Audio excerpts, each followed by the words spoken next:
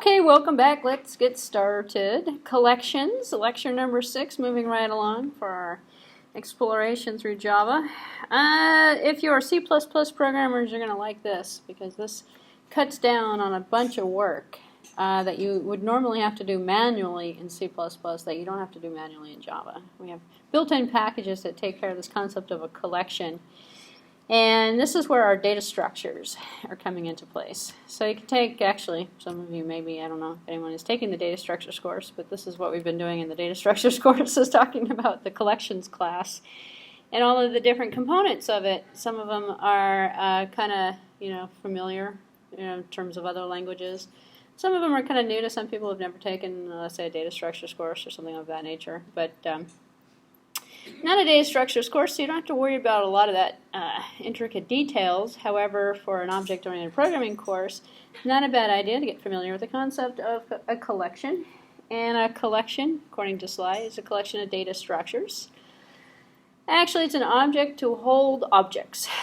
So it's just like an array, where we have an array is a list, and it holds more than one. Well, hopefully it holds more than one of several different liked data types. In Java, we've got the same thing. We can do arrays, but we can also do lists in terms of linked lists, in terms of collections, in terms of sets, and all sorts of different types of variations of lists that I'm going to talk about today. And it's all facilitated by the package of the collections. So it's a library. It's in Java.Util package. So Java.Util gets imported at the top of the source code for Java, and we import in and lots of interfaces and classes. So let's just store and organize objects in a useful way for efficient access. Lots of interfaces and classes that provide a general kind of collection framework that you can build on. So we know about inheritance, so we can build new classes from these built-in collection classes. Programmers may also provide implementations specific to their own requirements. So here's a little bit of an overview of the framework. So in collections, we've got sets and lists. A set can be a hash set, or actually most of it is hash set, or it could be a sorted set or a tree set. So these would be considered components that would be part of the set in terms of the concept, or the list, which most people are familiar with in terms of the array list or the linked list. The array list just helps you be able to build what's called a dynamic allocated array list. So instead of using an array, which still exists in the language, you could create an array list so it could dynamically grow. So you don't have to say, give me an array of 10 integers. And then on the 11th or 12th integer, you're stuck.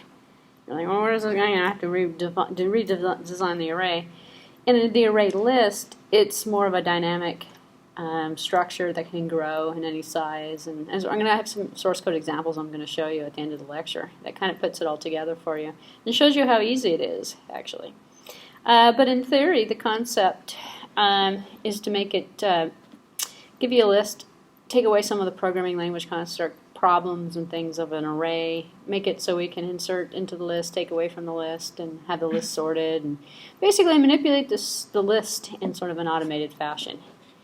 Outside of collections, we have maps, which are sort of like collections, but they fall into a different category. The maps, we have a hash map, and we have a weak hash map. We also have sorted maps, tree maps. Maps can be collections, and they're all part of collections. But a map is a collection of data that is usually, or could be, in the form of a table where we have a key and we have a value or something that's associated with a key. So we map one value with another value, or one variable with a value. We can also create a map in terms of a tree implementation, the tree map, which would be kind of like, when you get in your car and you have a GPS system and you type in an address and it shows you a route. It's really a map of a route, going from point A to point B, via different streets and turns and signals and all this other stuff that you're doing along the way, going through signal lights and stuff. That would be kind of the concept of a sorted map, where it would be sorted by, your route that you wanted from the destination that you selected. And then outside of the map, and then, there's also different as just a side note on the maps, there's different purposes for maps as well. They don't have to be used for the physical concept of the map. Yeah? Actually, you just mentioned that we can associate a map with a tree. So I was just wanting to say that how would you actually associate the key value pair with the node? Oh, it's two separate concepts. You could create a key value pair sort of like a hash table or a hash map where you're mapping values to where you're mapping, say identifiers to values, like key value kind of pairs. Or you can take the approach of creating a tree instead of like a dictionary lookup. Another concept that's associated with it. Yeah. A node, particular node, just has values. Yeah. And so you can't really use both of those in concept together. Okay. It's either one or the other kind of thing. I mean, I could possibly think about it for a few minutes. I don't know. I probably really can't come up with an example that mixes a dictionary and a tree together. But what I was saying is they're both sort of part of the same package of maps. They would fall under the blanket category of a map. Would be like a tree map or a dictionary map or a hash table kind of map. And I have some examples actually that will kind of put it together for you. But in that terms of collection, the style of that, those are two examples of things that wouldn't necessarily be a list. I mean, you could make a dictionary list. Actually, if you open up the dictionary, it's all alphabetical, listed. All the words and the definitions are listed in alphabetical order. So that's a list with a hash table, map kind of thing. But maps are generally providing associations, or they're providing trees and nodes and things, and it's the concept that would fall into that category, which is an example of a collection. And so is a list. And in the list category, just to elaborate a little bit more on that, because I spent some time on the map, I might as well give you some more examples on the list. We have the queues and the stacks and the singly and the doubly linked lists, or the lists themselves where we could traverse in both directions through a list. And a bunch of different data structures that would fall into the list category as well. But these are all different structures that you would create for different purposes, for different applications that you're creating. The concept is you don't want to have, and when you're programming something, it's you don't want to have like 50 variables and then try to sort through 50 variables. When what you really have is a collection at that point, and then to figure, well, what kind of collection do I have? Is this going to be like a dictionary collection, or is this going to be like a map of a city street kind of? Can I make a tree out of this? Or should I make a list out of this, or a queue? Should the list be a queue? Should it be a stack? And then those are the data structure decisions that you usually make on the collection to figure out how you're going to implement it. But all of them fall in this blanket category of what we're calling a collection. So it's part of the collection framework. The last category of the collection framework includes functionality for iteration. It's called an iterator. You're like, well, it's an iterator. Oh, looping is iteration. Not really recursion, but you could possibly, put that into you can apply the concept of recursion if you wanted to. However, the built-in iterator is mostly for list iteration. So the list iterator here will take and make it so that you can find the fifth element, find the sixth element, if it's a numbered ordered type of list, or let's say sort alphabetical order. Or sort it so we can do a binary search on it or something, or apply some sort of iteration concept to it. And it's a separate object actually. You'll create an iterator to work with a list, and the iterator goes through the list items. So. Cannot be used with the trees? Oh, we can. Yeah, you can use an iterator with everything. You can use an iterator with a tree to go through each one of the nodes of the tree, each one of the routes, the branches, to perhaps find the best or the shortest route through the tree, or the one that gives you the most desirable result or something. The iterator is used with all of the collection items in terms of when it makes sense. So you can use an iterator with a map that is implemented in the form of a dictionary to go find a key and then give me the answer. Give me the definition that's associated with that key, the value. So. And it's programmer defined. So it's methods that you're running on the object that's returning information from the list via the iterator functionality that you're implementing. And we'll see this come together in a couple of examples. So looking at a PowerPoint and talking about the methods doesn't really do it justice until you actually start seeing it work. So I have some examples I'm going to show you. But methods for working with individual collections, here we have Obviously, these are kind of not the complete list. However, it's sort of an example of some of the methods that you can run on the objects that we're creating. This is sort of a generic list that works with all of the collection types. As an example, a list, a tree, a map, any one of those, linked list, any one of those items. We're going to probably want to know the size. How many elements are in this collection? Maybe also, is it empty? Does it contain a particular object? Is that in the list? Is that in the collection? Add an item, remove an item. Is it equal? Sometimes maybe the hash code, maybe not apply. Iterator, apply an iterator to it, or convert it to an array, make it to an array or something of that nature. So this is just methods to working with the individual collections. And again, it's just a generic, depends on whether the collection allows particular functionality as to which functionality you're going to run, what you're interested in doing. And the reason why this is in here is to kind of show you that the root interface provides, and this is an interface, so we have interfaces instead of classes that are used with the classes that give us facilities. So we always have a size. We always have a is empty or something. And these are just generic method calls that can be assumed to be part of all the collection types that you might be able to create. So let's see. Outside of collection, here's another one, more of them. More root interfaces. Outside of the basic stuff, we can look at some more specific comparisons between sets. Because now what we're looking at is sort of like if we were to do, they used to call it discrete mathematics, but it's like set theory. Sometimes it's in the United States, like maybe about 20 years ago, they started calling it discrete math. In the old days, they used to call it Algebra 2. Algebra 1, I guess. I don't know. It's like when you have set theory, we have one set over here, set A and set B. We can get the union of set A and B together. We can get the intercept of set A and B. We can get the cross. We can get all sorts of, different, the ones that are in both, the ones that are not in both, all the different activities. We also have those on collections, because when we have collections, we have a set of students who are enrolled in this class, a set of students who are enrolled in that class over there. How many students are taking both classes? How many are in both sets? And things of that nature. So here's some Booleans that return back true or false. Does this collection contain all of the elements of that collection? We can say, add all of the elements from this collection into that, or add all. Remove all of the elements, retain all of the elements, clear all the elements. So it works in sort of an aggregate to work with all of the elements of the set into some way of manipulating it.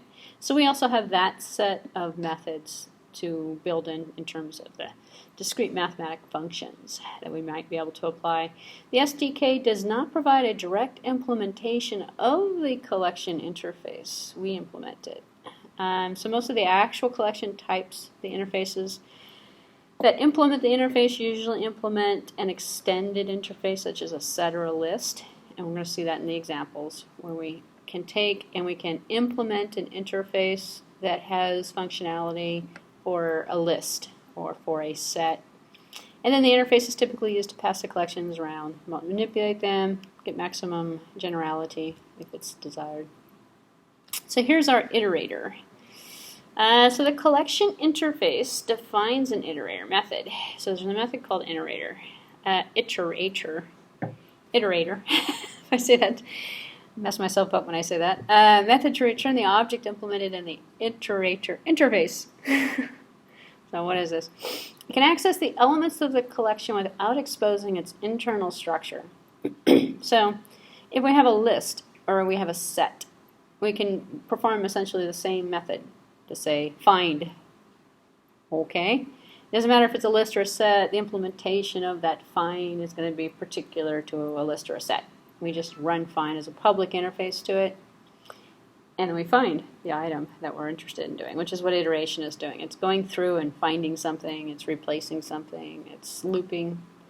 So there's no guarantees concerning the order in which the elements are returned, because when we do a find, is it going to be find the first one, second one, third one? Are they going to come out in any particular order? It's just really dependent on the implementation. and the routine that's being used in the direct implementation, which is going to vary between different collections. So finding something in a set is going to be different than finding something in a list. Because you have to actually kind of go back and start thinking about algorithms and go, well, if I have a set, I'm going to have a different operation algorithm to find something in that set versus a list. We normally consider a set an unordered set, and a set might also have duplicates in it. Instead of all students at ITU who are taking this class and this class, it might actually, well, hopefully the set only has one of each student, but and the set may not necessarily be of any particular order or sequence. So there's 3 defined methods in the iterator that we can use. And when we go through to go loop through, we want to go and iterate through the list, we can have hasNext, which is basically find the next item in the list. So it returns true if the iterator has more elements. How it's finding the elements, the order in which it's finding it is particular on the implementation. But we can run a hasNext method to see, do we have another element? Give me another element. I want to find another element. We can do next. Next says give me the element. So it returns the element in the next iteration.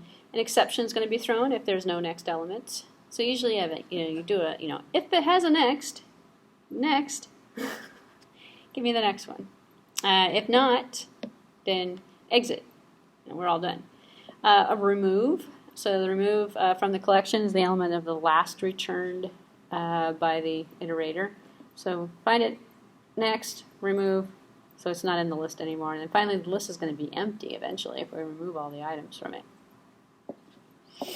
So it can only be, can be called only once per call of next to remove, otherwise the exception is thrown. Because we have nothing to remove. So all we know about is the item that we're currently working on for the next. Here's a little example, classical routine for an iterator. So iterator IT collection iterator. So this method that we're running on the collection iterator. While IT has next, send IT as the iterator is the iterator for the list that we're working with on the collection. Then get this, take this IT next as a string and consider it as a string, and then if the string.length is larger than the maximum length, then remove it. And then we would go, well, it has next. If there's no next, get the next. So it's usually a has next, next, remove, has next, next, remove, kind of sort of like in that order. We still, even though we have an iterator that we are applying as a method on the object to traverse the object, we still set up our loop. It doesn't do our looping for us, which is a classic kind of mistake students have when they go, iterator should be doing our looping. No, we still have to create the loop, and we have to use the methods that apply to the iterator object that's a member of this collection on the object. Because the object can... Collection is any collection like ArrayList or HashMap. Yep, any collection. You can any collection for which you're including the interface for the iterator. You're implementing the interface. Yeah, you have to implement the interface.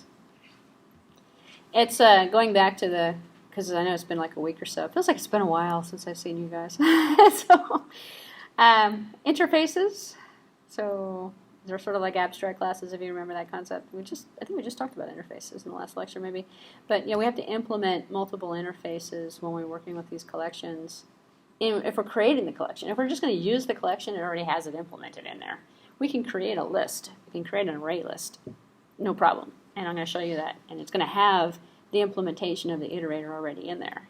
But what it's implemented was an interface. And then the interface provided us with the has next, the next, and the remove. And in the implementation, you fill in those method bodies. So it's particular towards the type of list that you have created. Listener. So we have a list iterator that, I'm sorry, I went ahead, not the listener, the iterator. The list iterator is what I'm on now. List iterator interfaces extends iterator. So it extends the iterator interface, adds methods to manipulate the ordered list. So a lister iterator. List iterator. Actually, it's called list iterator. I don't know why we say lister. That's a typo. It's a list iterator There's no lister in the language. Scratch that. List. Look up here. ListIterator. Okay. I'm like tongue twisted today. Has next index, which is implemented as an extension on the regular old behavior to add the functionality that we need. As an example, has next may also have a has previous. If we have a linked list, as an example, and it's a list where we have an order to the list. A doubly linked list, we would have, well, singly has a next. A doubly has a previous. So, in this particular, I mean, this is back from C++ actually, but same concept actually. The same concept that you had to do manually in C++, you have for you automatically in Java. So you has a previous and has a next. Object next is object previous also to go back and forth. Yes? Uh-huh. Is the standard list class, like is it ordered or unordered? Ah, you can do both. So this one works only on the ordered kind of. Yeah. And, well, on a collection that's ordered would become a list. A collection that's not ordered would be a set. So on any list, it's a collection that's ordered. Which means it's either ordered by some standard that's not part of the list, like element 1, element 2, element 3, element 4, and we have no idea what these elements are, but they're in some sort of an indexed order, like kind of like an array. There's an order to the array by the indexes. Or it could be ordered by the elements in the list, like alphabetical order, numerical order, region, or something, some ordering system. Or it, Order will be the ordered list. yeah.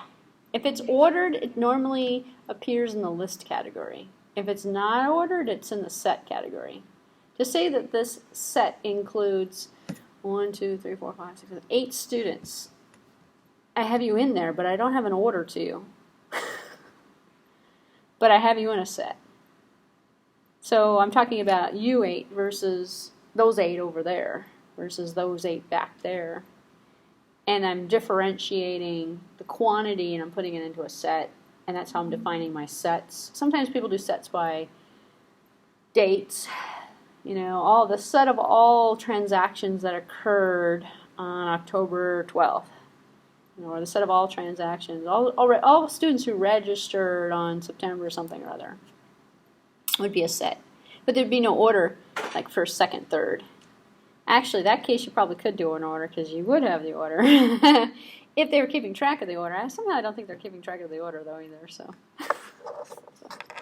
but it's different from a list in which we're keeping track of the order. So, most lists have some sort of order component to them. Otherwise, you know, it's either the list is ascending or descending, or it's like, you know, if you just think of the concept of creating a list. I usually do one right after the other on a piece of paper, like a to-do list or something, which is different than if I just, okay, brainstorm, think of some words, and you just jot some words down, and you're not putting them one right after the other. Maybe you're putting them like all over the page or something. That would be a set. I have some, so I think the examples might actually help you, actually coming up. All right, so we have the next index, the previous index, which would give us the index value of the list. If it were an ordered list that was using an index, and an index could be a sequence of numbers, as I mentioned before, either similar to an array implementation. When it's at the end of the list, then we have a next index that will return the list size. When it's the beginning of the list, we're going to have -1. Say, hey, we're at the beginning. There's no previous index. We can remove, we can add, we can set an element of the last, you know, as set the element last returned by next or previous to 0 or something. So. Potential problems with iterators. Okay. They do not provide a snapshot guarantee. If the content of the collection is modified when the iterator is in use, it can affect the values returned by the methods. This is an interesting phenomenon. If you kind of read through here, you go, oh, what's going on? The interesting phenomenon is that we have multiple objects that are all in existence that have instances created that are all running on their own. Each object has a life of its own. It's in the environment and it's running. And the objects can run simultaneously. When they run simultaneously, you try to do an iterator through this, the list might change. So there's no snapshot. So what ends up happening is that you might end up with a different version of the list for the iterator than the version of the list that actually exists. Especially if somebody's adding something to the list, taking something away from the list while you're doing something on the list. It's kind of like, when you're working with a database as an example, there's usually a lock on the database, and the lock says, can't update this record. It's opened by somebody else for updating right now. No lock. No lock in Java. So we do have the potential side effect of something being changed or something not being consistent. So usually the iteration is done at the end of all transactions or at the beginning of the transactions, if you want to talk about transactions, or while no other objects are performing anything on the list. We could put our own lock in there if we wanted to. And then we're talking about inter-process communication issues. Well, we're working at a piece of shared memory that all objects are kind of accessing. So depending upon what happens with that memory, we could possibly, implement mutexes or something and control who's accessing that, very protected area of the memory. Keep it mutually exclusive or something. But we'd have to put that into the design ourselves. Which is what this illustration is supposed to tell you is that, if you're removing something, I think, what is this doing here? So while it has an X, the string is the next one. If it equals 1, set it to 2. So it's manipulating the list while it's printing the list out. So.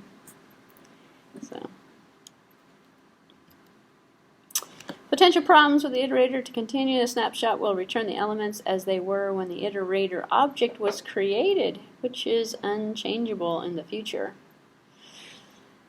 Once you create the iterator object on the list, you have to recreate it when the list changes. Which is why you wait until you need it. Then you create the iterator on the list. Populate the list, use the iterator on the list, create a new iterator on the list the next time. You can use the same. Well, actually, yeah, you can. You can just assign it to a new iterator. You can use the same name over and over again. If you're using a reference variable to access it, yeah, why not? IT, or if you're going to use IT for iterator, you just run a new iterator essentially. But you have to create the new object. If you don't, you're going to get the snapshot of the old iterator, the old data. So. If you only need a snapshot, you can make a simple copy of the collection if you wanted to. Many of the iterators defined in the Java.Util package are in the type of fail-fast iterators. They're called fail-fast because they're immediately outdated as soon as the data changes, and they don't get changed. So they could possibly be out of date quickly. Many of the iterators, okay, yeah, here we go. They detect when a collection has been modified. The fail-fast iterators detect when a collection has been modified. When the collection is detected, other than risk performing an action on behavior that might be unsafe, the fails quickly, cleanly, and throws an exception. It says current modification exception. If you're using an iterator that's been created on an old snapshot of the collection has changed, there is an exception in there. You can catch the exception. If you don't catch the exception, you're essentially ignoring the issue that the current list that you're iterating is different than the list that the iterator thinks it has. So your results might vary, essentially. So the fail-fast iterator approach is to create basically an exception handling technique. Have we talked about exception handling in this class yet? Throwing exceptions? No, it might be coming out. Well, keep in mind there's an exception that can be thrown by the method that's using the iterator that can handle the event. It's like a try and catch in C++, if you're familiar with that. There's an actual throws command that we put after the method, or actually we can have the whole class throw an exception as well, and then catch. If we're throwing it, it means we're looking for it. if we use the key, actually the keyword is throws, and is it in here? No, it's not in here. If we throw the exception, then we can catch it and deal with it and continue the execution rather than the program ending. Which means if we throw it, go, oh, create a new iterator. Then we would create the new iterator, and then we would fix the problem, essentially. Iterator 2. This is going to throw an exception in thread, utility, current modification exception, because the iterator IT is working on an old list, and it doesn't match, because the list has changed. The list. And here's the example of the list here down here. I'm going to show you that in a few minutes, actually. I think this is, we're about halfway through here. As soon as I go through the basic concept, I'll bring up the examples and I'll show you how it's implemented. But a list is an ordered collection, okay, which allows duplicate elements. Its element indices, or its range, from 0 to the size of the list minus 1, just like arrays. So it adds methods for an ordered collection. So the interface to list is implemented by two classes. We have the ArrayList and the LinkedList. So the ArrayList keeps an index on the list, just like arrays do, actually. So we have index values 0, 1, 2, 3, 4 for a 5-element list. And we track the items by the indexes, which is different from the LinkedList, which is actually each item in the list is holding the information that's associated with its placement in the list. And it knows, usually it knows 1 or 2 of the neighbors that's associated with. And then that's implemented for us so we can go next, next, next. If we're sorting and searching, the linked list is faster sometimes. If we're sorting and inserting, the array list is faster sometimes. If we're inserting and deleting, the linked list is faster sometimes. Because in an array list, if we have an ordered index and we remove an item, we have to reorder the indexes to get rid of the whole. So if we have 5 items and we get rid of number 3, we got to move number 4 and number 5 up to number 3. It becomes number 3 and number 4 now. And then if we wanted to add to the end of the list. If we wanted to add something in the middle of the list, we got to make a hole. We got to move everything down. So there's a lot of shifting and resorting and repopulating of the list. Makes an expensive algorithm. If you talk about the O notation, it's higher for that type of operation on an array list for insertion and deletion, much higher. In a linked list, when we don't have the order, we don't have indexes, doesn't matter where we put it in. We want to put it, it's an easy, inexpensive operation because we just find the spot where we want to put it in. You say, okay, you move over. Let me come in. And then there's no shifting in the list. Instead, the pointer from that, instead of pointing to you, you're going to point to me, and then I'm going to point to you. And you insert essentially a lot gracefully than having to shift everybody. Everybody get up, move over a chair in order to put somebody in. Instead, you just drag the chair over and stick it in between, essentially. Make your own space.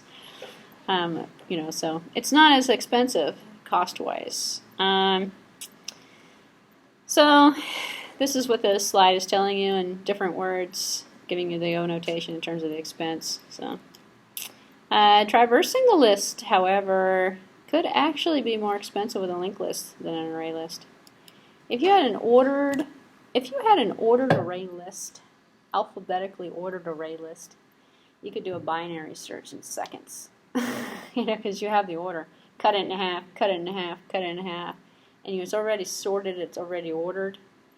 A lot faster than doing it on a linked list. When you don't know what any of the items are, you actually have to visit each one of the items to see what the item actually contains. Because you don't have any global way of getting at the list without looking at the list items. So on a linked list for searching and sorting may end up being slower than on an array. So an array we always know what how many items are there. And we already know who's at the top and who's at the end. And we already know the order already. So what a lot of people do actually is they create a linked list and an ordered index. They put an index on the linked list. So even though it's a linked list, each one of the items is ordered, has a number associated with it. So for searching and sorting, they can get the advantages of an array list with a linked list structure. Then basically what ends up happening is you end up storing a lot more information than you'd possibly need sometimes. But why, if memory is not an issue, you can store a lot of information for it. So linked list is going to take up more memory, but it's not normally a problem in terms of the implementation. So we have sets and sorted sets. So the set is not a list. It is a collection, the set of all students who are in this class. The set interface provides a more specific contract for its methods, but adding new methods of its own to facilitate the set functionality. So a set is a collection that contains unique elements. So you're usually only in the class once, the set of all students who are taking this class. There's one of you, hopefully, unless you have split personalities. Sorted sets extend the set to specify an additional contract with the iterator. So on such sets, it always returns an element in the specified order. It's an ordered way of saying all students in this class alphabetically ordered, as an example. So the set of all students in alphabetical order would be a sorted set versus the set of all students, no order. Or maybe ordered by your student IDs or something. So by default, it will be in element's natural order if we're creating a sorted set, which is determined by implementation of the comparable interface. So now we have a new interface, kind of like the Iterator interface. Comparable interface allows us to take objects of a set or a list and compare them to other objects of the set or the list. So comparable is going to say, is your student ID higher or lower than her student ID? Or your first name, or your, first character of your last name. To put you in alphabetical order, we would use a comparable object or method to compare. We'd use a comparable method implemented by the comparable interface that would give us your order and basically specify your order. So you can specify the comparator object in the ordered element instead of the natural order. Natural order is generally in an ordered set without any comparator. It's going to be the order in which you entered the items into the set is going to give it its natural order. So if we started registration, I said, okay, everybody to line up to sign up for the course, that would be the entry in which you entered into the set. It would give you the natural order of the set sometimes. Usually people would take that as the natural order. You may also take, do the natural order on alphabetical order or something. Two implementers of the set of the collection framework, the hash set and the tree set. So the hash set, a set implemented using a hash table. A tree set is a sorted set implemented in a balanced tree structure. Example of it is the hash set. I actually have an example of it that I'm going to show you in a few minutes. And then we have the map and the sorted map, as I mentioned before. The map interface does not extend collection. Does not extend the collection interface because a map contains a key value pair, as I mentioned before, and I called the map the dictionary as an example. Not only just keys, so duplicate keys are not allowed in a map. You can't say, when you look up in the dictionary, you only have one word with one definition. You can't have the same word in there 5 times with different definitions. Doesn't make sense. It's implemented by classes using a hash map and a tree map. Your next programming assignment uses the hash map, I believe. And we have to modify the hash map to include some functionality. So the next assignment that you have for this course deals with the concept of collections. And I'll show you, you've got a lot of support files for it. You're not writing it from scratch. You're taking a program that's already written and you're adding to it and changing the behavior. That's what you're doing. There are methods to view the map using collections. As an example, you can set the key set method. Give me the key sets, or the collection values, or the keys to get it. Give me all the keys, give me all the values, give me the key sets, the sets of values.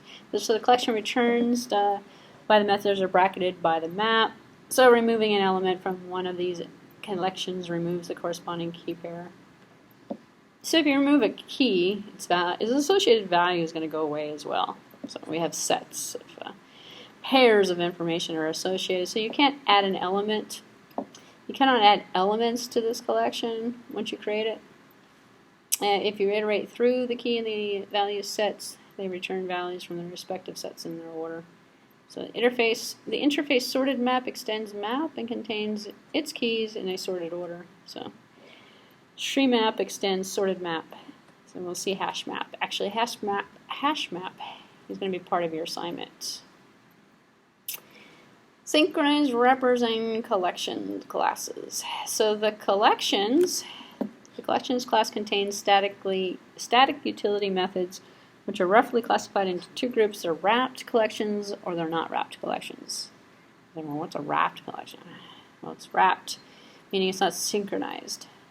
All of the collections implemented are unsynchronized, so they're wrapped.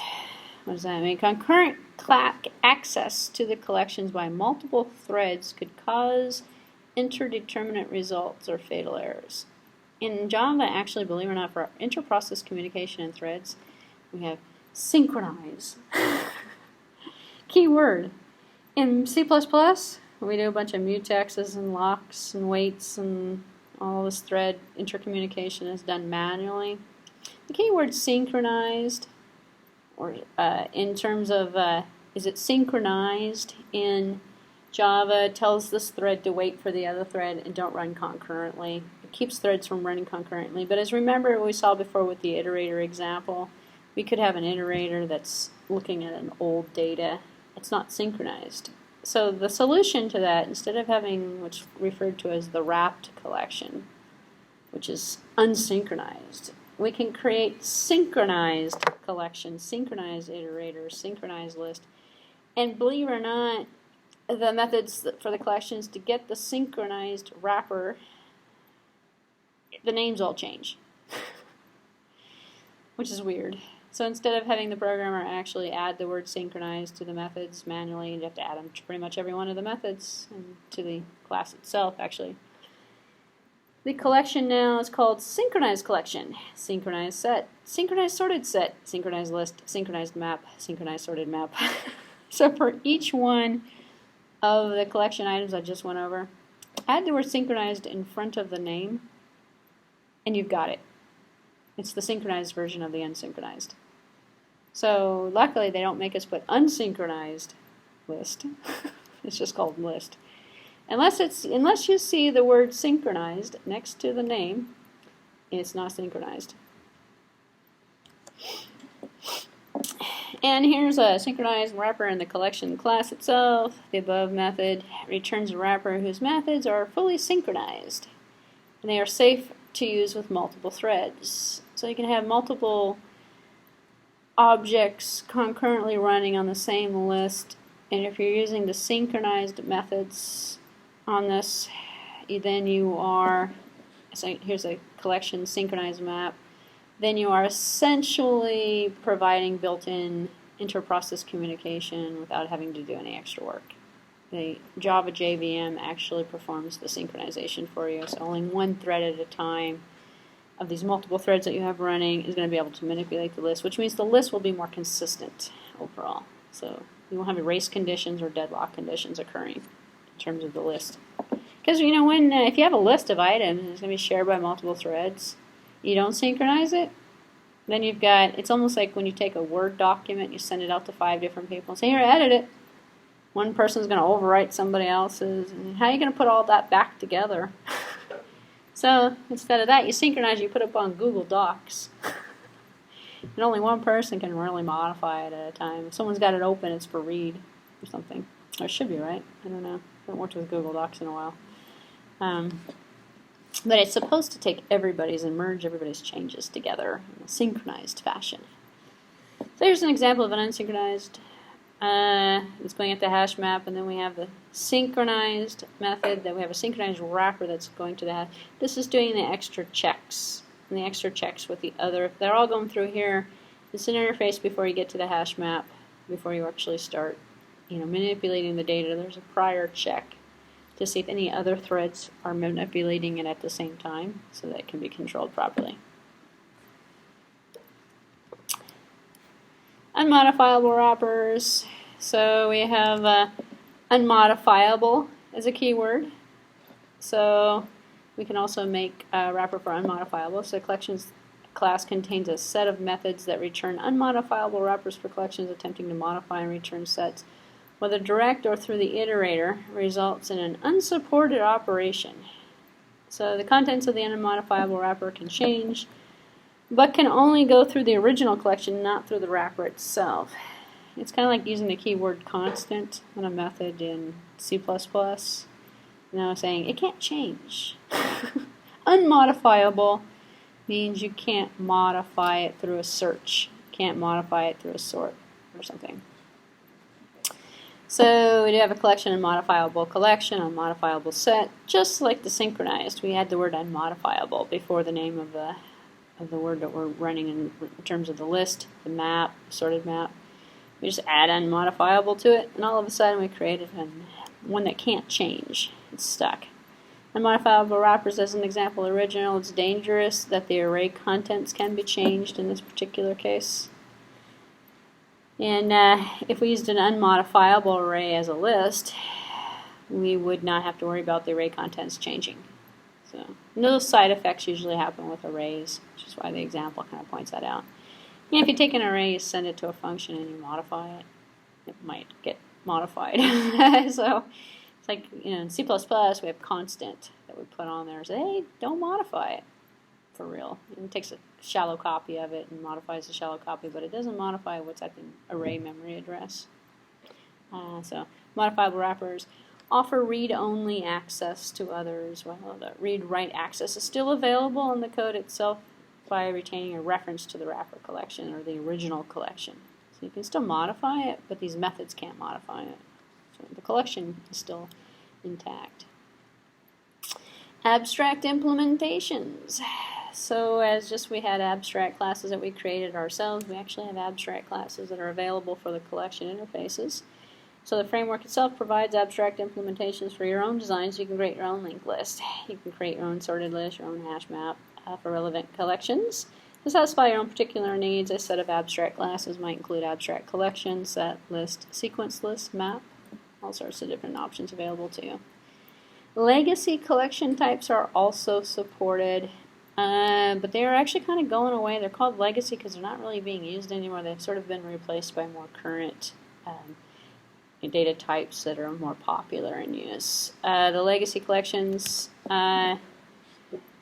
those we just learned, they're older collections, wide extended use of the code. So instead of them like the enumeration, so you can create an enumeration analogous, a vector, a stack, a dictionary, properties. So, which are, there just in case you have a need to use something that may not necessarily be current in terms of your language. And the legacy is going to be for the current version. Some of the older versions of Java might not be considered legacy for them. Older versions actually aren't going to have the collections package part of it either. So, if you go out to the examples directory, you'll see lecture 6, which we just went over. It says collections examples. Those are the examples I'm going to show you in a few minutes. And so you're going to want to download it. If you go into the assignment section, you'll see for assignment number 3, we have multi-map, we have multi-hash map test. I'm going to wait until next time to go over these because I want to go spend some more time with the assignment itself, but I'd rather go through the examples right now. I don't know if I have time. I might actually at the end of this go through the assignment, but let me download the assignment actually while I'm here. You're going to use all of these support files, so it's to your best interest to download all of them, all these 3s. Also, lecture 3 has a how-to video associated with it, which is going to go through some of the collections examples that I'm going to show you in a few minutes, but apply it more towards your assignment. So it'll help you get started with the assignment, essentially. So yeah, I try to create some videos on some of the assignments. So if you download the collections.zip file, you get this folder here. I've already brought up Eclipse. And in Eclipse, I'm just going to create a new package, a new Java project. I'm going to call it Lecture 6. I'm just going through this just in case it's been a while since you've used Eclipse. And in Lecture 6, and I haven't done it yet, in the source code directory, it's all empty. So I'm going to right mouse click and I'm going to import here, import, and I'm going to import from the file system, and I'm going to go next, and I'm going to select that directory that I just, see, this is Wednesday, collections directory, and I'm going to say open, and I can run into that age-old problem. They should really make this selectable, actually. I say OK. I click on this to open it up. Oh, there we go. No, I don't know what this one is. It's an invisible file from the archive. I guess I just uncompressed. So let's see. I have a ListIterator example, linked list example, list and set example. This looks like some pretty good examples. I'm going to select finish. And then if I come up here, I've got ListIterator example, and I've basically put them in here. So I think the list example is going to be the easiest one so far, so I'm going to double click on that one. Let's see how easy it is to create a list. So keep in mind, if you're a C++ person, this is not as easy. So in Java, it's super simple. Let me tell you a little bit about the list in terms of the data type of the list, which is not specified in this example, which is why I have this unchecked raw type. So I want to demonstrate something to you, then I'm going to show you what's bad about it and what's good about it. So we all remember the restrictions we've had on arrays. Arrays. Technically, an array only holds one data type. If it's integers, floats, strings. Mixing and matching data types doesn't really. We actually have more flexibility in Java if we use what's called a raw type as an object. Because if you remember objects are all the same data type. Everything in Java is actually the same data type because you can always reduce it down to an object. And it's really referred to as a raw type because it's just the raw object. It doesn't have any other type on top of it. So here I've actually created a list, and this is a raw type of list. And because it doesn't include a data type, which means in here I've mixed and matched it. I put 0, 1, 2, the number 2. 3, 4. This warning is an Eclipse warning. You're not going to need the warning if you're not using Eclipse, but Eclipse is going to it's going to have a warning that comes up that says, hey, it's raw. You didn't give it a type. Because if I applied an iterator to this particular list, and I said add, concatenate 1 with 2 with 3 with 4, and it hits 2 and it's a number, it's not going to have, it's going to say, hey, wait a minute, wrong data type. You're not compatible with a string. You're an object, and I'm an object, but we're not strings. You're not a string, so I'm going to have a mismatch in data types, and my functionality might not work correctly. So if your functionality is working correctly, and you're keeping that in mind, you can use raw data types. You can treat everything as an object. So there's a lot of functions that people set up that just take object. It means you can throw anything to the function.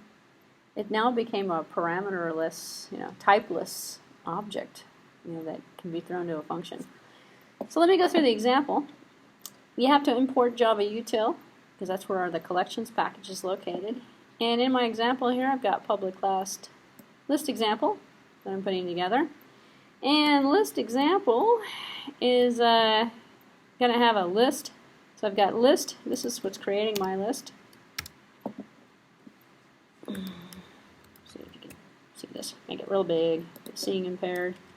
So I got Java.Util, I got a list example. Ignore the suppression of the error message right now. I'm going to fix the error message, and I'm going to take the warning away and actually show you how to add a data type to this. But list to list is equal to new array list. So I'm going to create an array list. And I use the list.add to add my items to the list. So I'm not using an array in the traditional sense. But an array list is indexed by the order 0, 1, 2, 3, 4. Just like a regular old array, but it's implemented in the collections as an array list. After I've added some items to the list, I'm going to print it out, and I'm printing out get 2, get 0, and you're wondering, well, what is this coming in? Well, this is really an array, so I have got 0, 1, 2, 3, 4, and I do get, and I give it the index value. So it's a data structure that's implemented for me automatically. And I have index values, although I didn't say create an index, I didn't say create an array as a built-in data type and give it 5 elements. Instead, I just said, list is equal to new array list. And I use the built-in collection that's already implemented for me. So here, I'm going to say 2 : list I get 2. And these are the index values, just like a regular old array. Down here, I'm actually going to do this the proper way. I'm going to create a queue that is of a linked list variety, and I'm going to give it a data value, a data type, and the data type is going to be string. So I don't have to suppress any warnings because I'm not using raw types anymore. So if I say string here, it's kind of like a typecast, but it's not a typecast, it's a type definition, which is why we don't have, in other type conversions, we have this going on here. If I do this, I'm going to get an error because I can't upcast or downcast linked list. It doesn't have a type. So in order to specify the type, I use the brackets, which is a separate kind of syntax that says, make the type of this linked list hold strings. Oops, instead. As I continue to make typos. Let's see. There we go. So I'll make it hold strings. I could change it to integer, floats, doubles, anything I wanted to. And whatever I put in there now is going to be type checked. So if I put 2 in here, I'm going to get an error message. If I put something else other than a string in here, I'm going to get an error message that shows up. And I've created a queue. I just called it a queue. It doesn't have to be a queue. It depends on how I put stuff into the queue. And it's a linked list that I'm calling a queue. So queue.add first, add to the first element, add to the first, add to the first, which means I'm actually adding. And the linked list element has different method calls than the array list. The linked list has add queue, remove last, add last. So I can add to the first. I believe there's an add last here. Add last. And I'll just leave that alone. And add first, remove last, remove last. I'm kind of violating my queue behavior by putting something at the last instead of, so it has no attached source or Java code. Well, let's just do this first. Keep my example going. And then I'm going to print it out. And when I print it out, I'm just going to say the last 2 items have been removed plus the queue. And queue is actually going to print out the queue. It's going to print out all elements in the queue. So if I run this example, which is kind of interesting because in another type of linked list, if I wanted to print the elements out to the screen, I would actually have to go through a loop and say, print the first one, print the second one, print the third one, print the fourth one, print the fifth one. And here we have a built-in overriding. It's in C++. They call it operator overloading. When you see out an object and it prints out all the elements in the object that the cout would not normally do. Here it's overloaded inside of the implementation of the linked list that tells us how to print it out correctly. So if I printed out the queue like this, it's going to print out the items correctly. So if I run it, let's see, run as a Java application. Here's my nifty example where it says my queue here, up here, printing out the queue, and then I removed the last, I removed the last 2 items, 7 and 6. So now I have 10, 9, 8 after the last removed. So, and it's going to print it out with the brackets and everything already in there because that's how it's overloaded to print it out. So you could obviously inherit from it, change this to anything you want, actually, in terms of the way it's being printed out. Up here at the top, my list was 0, 1, 2. I put the number 2 in here, even though I didn't have a type, and 2 is 2.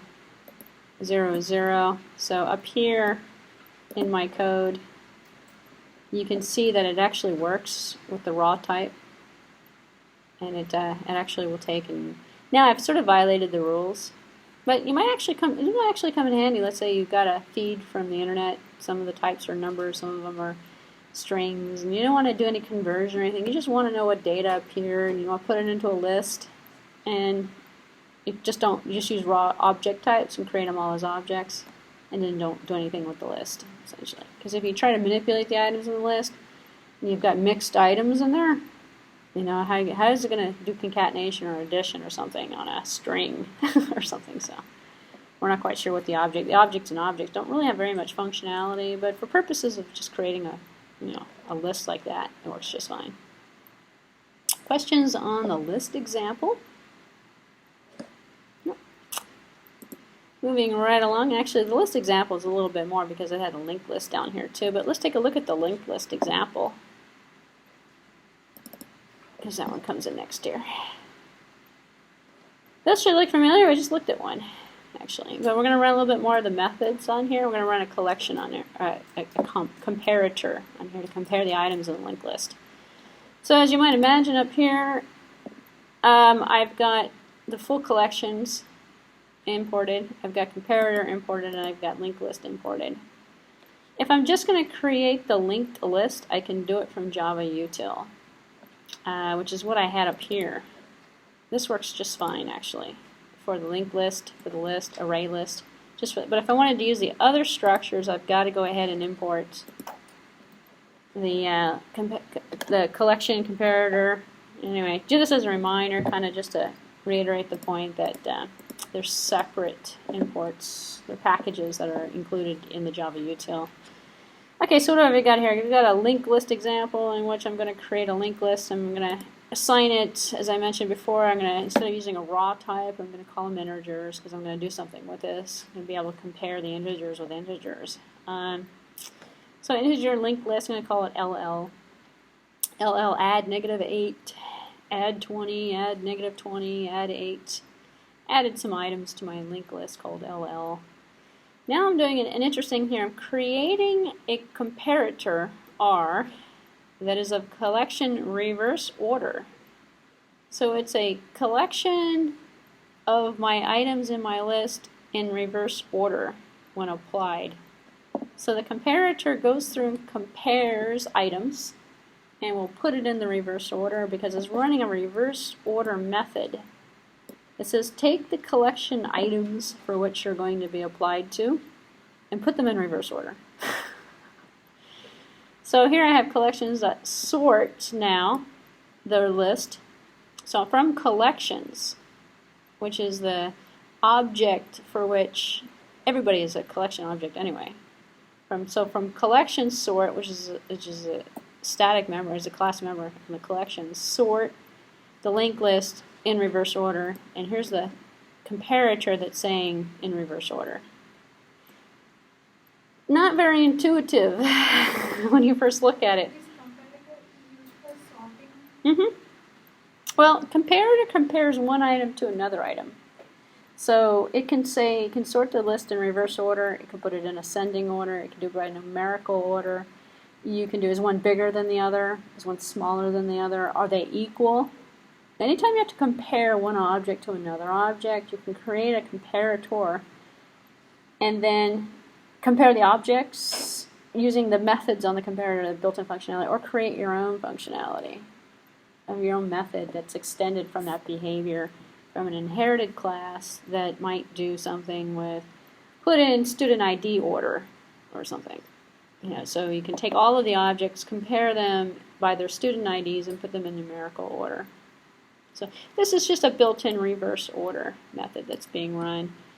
Now to print it out, I'm going to use a shorthand syntax, the list sorted in reverse order for I to part of the linked list, print out I, plus a space, I plus a space, I plus a space. And now I'm going to take it a little bit further. I'm going to create another, I'm going to run a comparator shuffle without actually creating the object. Here I created the object R and applied it with the collections to sort the linked list with the R, which was the reversed order. Here I'm going to say collection shuffle the linked list. So I'm using the linked list here and again another shorthand. Oh, there we go. I just wanted to make this bigger. Here we go. Shorthand method to say send it to shuffle. So now it's going to take that ordered list that was sorted in reverse order and it's going to shuffle it now using the shuffle method of the collections, which is kind of another shorthand kind of way of doing it. And then I'm going to apply it here, list the shuffled ordered list. Same kind of method as I used before, a little shorthand notation for I in the linked list using this colon. I printed out I, next I, X, essentially I plus a space, I plus a space. And then print a line and then go the minimum and the maximum from collections, because they're all objects of collection, so we can run a collections method on it. Run from the method from a collection, treat it like a collection. What is the minimum of the linked list collection? What is the maximum of the linked list collection? So we're saying collections minimum, collections maximum. These are class level methods that are being run on a collection object because linked list is a collection. It is a collection part of, it is a linked list that's a member of the collections hierarchy. So those methods can be used for any of the member classes. Anybody who's a collection, yeah. If I had multiple collections, I can send them all to the collections.minimum, collections.maximum. It's an object type. It's an object, part of the object. If you think of the inheritance of all this stuff, everybody's part of collection. So linked list is a collection. Comparator is a collection. Iterator is part of the collection. So if they're all of the same family group, you can run methods on them as if they were all the same. So in this particular case, I can send any linked list, sorted list, any type of the list that would run with, it's part of collections. I can come back and say, give me the minimum value, give me the maximum value. The array list can be performed this way. So you can basically go through and use it as a collections object from collections class, run dot minimum method. Pass it a collection and say, give me the minimum value in your collections list. If I run it, and you know how you're going to learn this stuff actually is by switching it around. Download the example, play around with it, switch it around a little bit, and then you see, oh, it works with that too. Oh, it works with that too. Play around with the methods. Run some methods that I haven't shown you yet. And I'm going to show you a link in a few minutes where you can go online. You can see all of the methods. Unfortunately, I'm not a fan of the Java docs, but it's all documented, all those methods. Because how do you know there's a reverse list or a sort? You know, how do you know if there's a minimum or a maximum method in here? So here's the list sorted in reverse order, the 28, negative 820. Shuffled the list. I wonder if we shuffle it again, it'll come out in a different order. 8, negative 20, negative 820, and the minimum and the maximum. So, see, 8, negative 20, negative 820. 8, negative 20, negative 8, negative, negative. Okay, got it. Let's see if it comes out in the same order. I'm going to shuffle it again. Ha! Different order.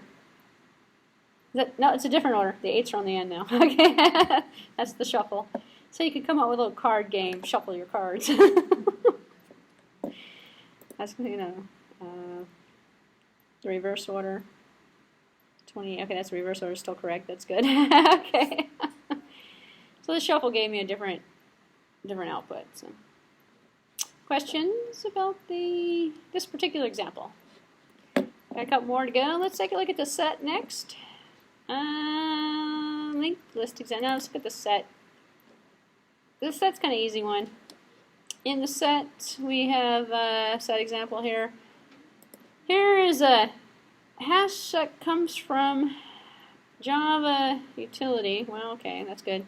This is the interesting part. Instead of giving it a type, I gave it object. Kind of generic. If I could just leave it out, actually, and suppress the warning, it would do the same thing. But this is, if you don't want the warning message to show up all the time and you purposely want to treat it like an object, this looks a little bit more professional. Because otherwise, this is what happens if I take this out.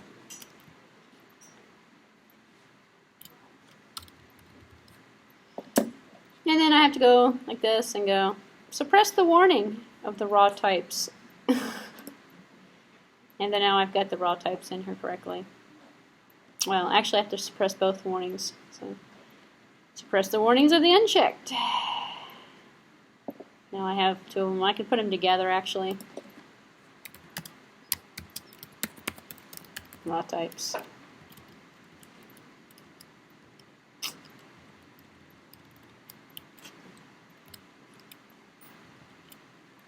I don't know the syntax for it.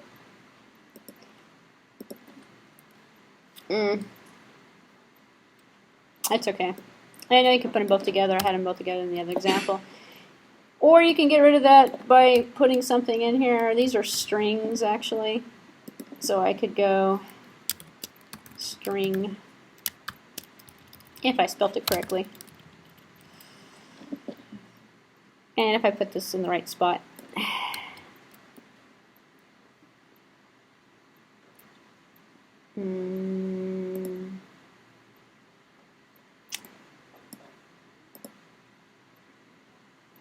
String. There we go. I use the. I'm so lazy these days. I just use the automation of the tool because I can never remember where it's supposed to go. So you just saw me cheat because I can't remember. I was putting in the after set instead of before set. But before as the object had it, before I had the plain object on there, it's just a reiteration of the point of giving it a data type. Object is the raw data type, actually. It just gets rid of the suppression. So hash set here comes from Java.Util. And so now we're going to use hash set for our set example. Where we're going to do set add 1, 2, 3, 4, 5. And we're going to system out the set here, set. Interesting order we might actually achieve from this. It's not ordered. It's just a set. So now we have another set where we have a sorted set. That's also going to be on. I'm going to use object in here with a tree sort, and we're going to send set, which is up here, our unordered set, our hash set. We're going to create a tree set out of it. And then we're going to print out the sorted set. So we created a new object, tree set object, that took our set object. Actually, you know what? I wonder if this should just take the strings as objects, actually. And this should work because these guys are objects, even though they are strings. So even though I changed the data type, this should still work. So we took our hash set, which was unordered, we turned it into it by passing it as a set to the tree set object. We created a new tree set object of the set object. And we essentially created now a sorted set. So when we print them out, one of them should be sorted and one of them should not be sorted. How is it going to be sorted? It's the natural sort because we didn't specify the order. If I print it out, I get our set 2, 1, 3, 5, 4. 1, 2, 3, 4, 5 was the order I put it in. However, it's not sorted. It's a hash set. Hash set gave me 2, 1, 3, 5, 4. My tree set gave me 5, 4, 1, 3, 2, depending upon how it was organized in terms of the tree, which we didn't actually set the order, but it created a hierarchical tree from the items in terms of the branches that it created and set the order for us. So the example itself doesn't make any sense in terms of what we're doing, in terms of the order and the unordered. It's demonstrating the point that the unordered hash set has no order to it. In fact, it will probably come out the same every time I run this program, but it's not going to be anything that's going to be recognizable in terms of why the order is set that way. The tree set is going to give us a recognizable order depending upon how we have our tree created and what rules we're putting in terms of that orderment that's going to come out of that sorted set. So we can take, again, an unordered set, make it an ordered set by passing it as an object to a method call to create a sorted set out of an unordered set. Questions about the set example? Oh, good. Moving right along. We did set, we did list. Yeah? I'm sorry? Hash set Is unsorted. Yeah. doesn't take use of hash code. If we create a map, It is a map. Oh. if we no, a hash set itself by default is just it's a hash structure, but it's not sorted. It's just a bunch of items in a So set. it doesn't calculate the hash code. And we can implement it by changing it into an order set in this particular example. But it's not going to actually do anything for us. It's just going to create a generic set. So we can't tell what order the set's in. But what we can do here is kind of go, well, are you in the set? Are you not in the set? And internally, it's got its hash code. In terms of the implementation of the structure, it's in a hash table.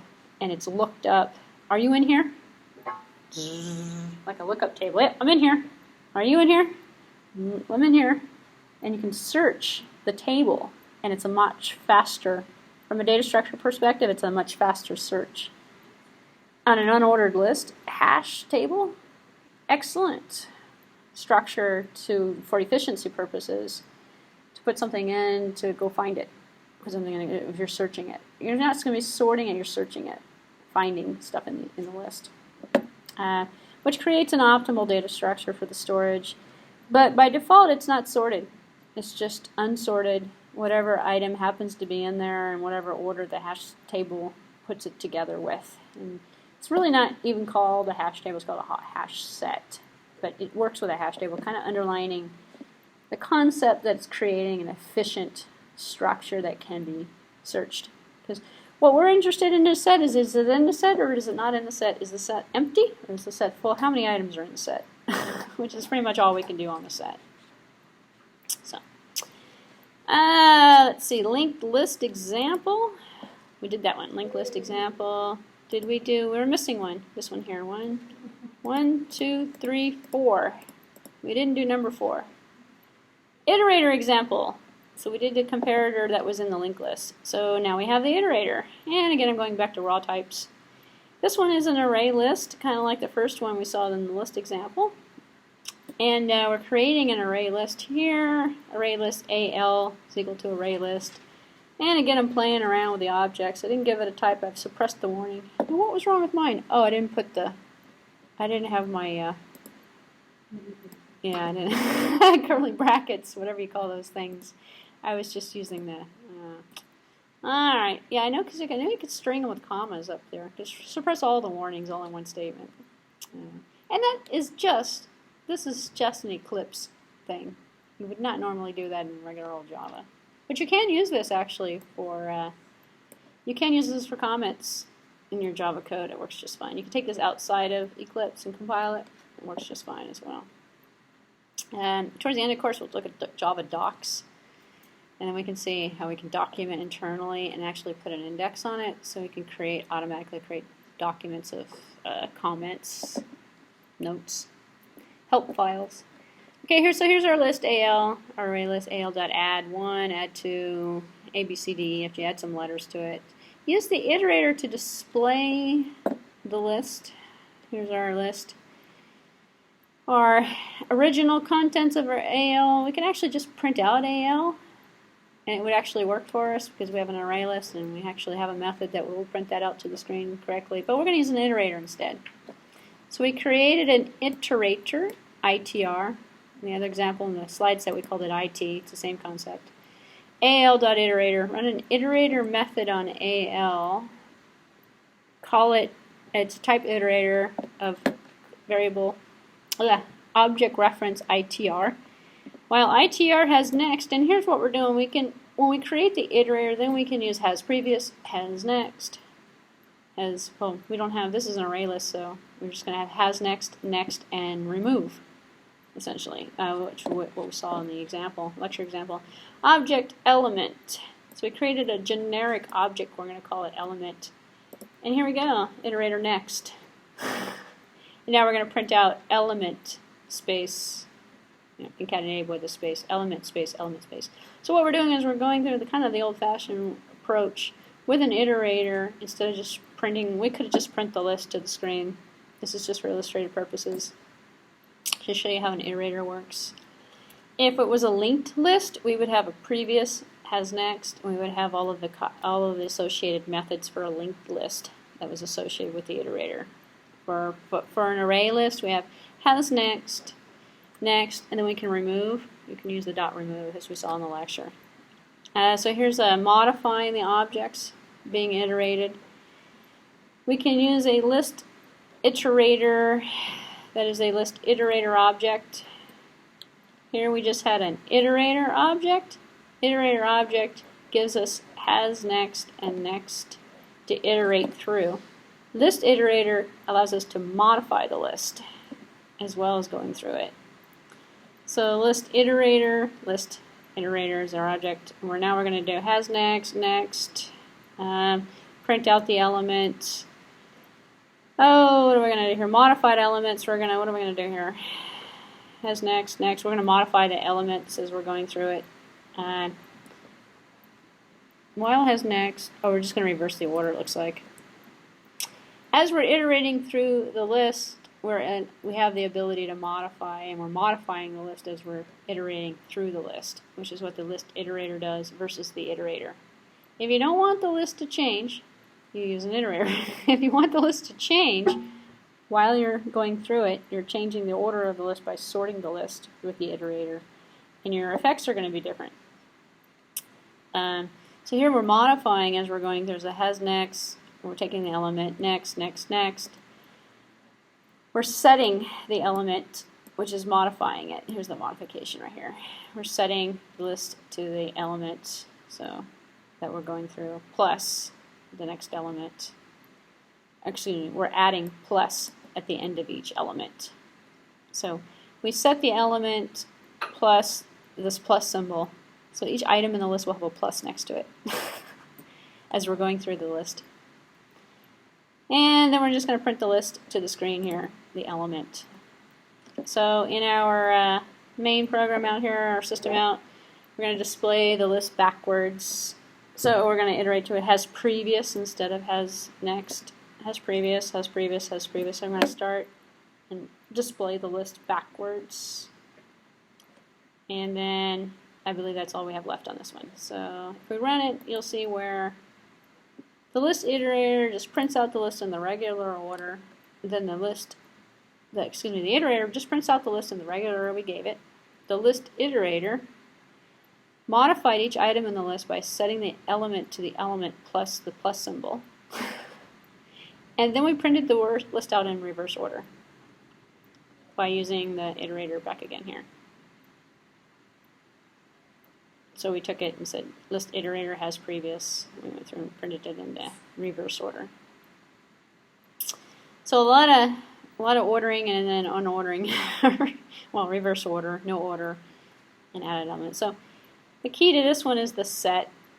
That's basically taking the element and adding it to another. We could set the element to the previous element. We could essentially resort the list if we wanted to create a different structure of the list in terms of the iterator as well. We don't have to add, it doesn't have to be something like adding a new item to the element. We can replace the element completely. We can do anything we want to it. So. Questions about the ListIterator example, or the iterator. So what you're trying to get out of this, hopefully, is the concept of the collection and its functionality in terms of the different components of collections, the list, the hash set, the map, all the different components. The concept of the comparator that compares items in a list that we're taking as a separate functionality, and we're separating out the iterator, and we're applying an iterator to a list to go through each item in the list, to sort it, to search it, to do all sorts of different things. And you'll get familiar with the different types of lists, the array list versus the linked list and things as you work with it a little bit more. So, I believe I will save the assignment for next time. Because you probably need some time to digest maybe some of this concept. If it's brand new to you, you need to digest the concepts a little bit, because then I'm going to hit you with a big old hash map example and run through how to put that together, and you're going to be lost on it. So we'll save that for next week. So if you have the time, I would download those collection examples, go through them, play around with them, create different types of lists, and then you'll really get a feel for how it's actually used. Questions, comments, concerns? then we are done for today. Sign the roster if it's going around. Hopefully it is going around. So, oh, you got it. Okay, perfect. Thank you all. See you next week. Wow, that's small when I take it back to normal.